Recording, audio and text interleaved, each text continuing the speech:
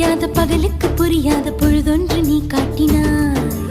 இதயத்தில் நீ இருப்பதனால் நான் தூங்கும் நேரத்தில் என்னுள்ளே தூங்காமல் நெஞ்சுக்குள் வாயாடினாய். கண்ணாடி நீ கடிகாரம் நான் உன்னுள்ளே ஓடோடி வாழ்வே. காதல் எனும் கடுதாசி நீ என்றென்றும் அன்புடன் நான்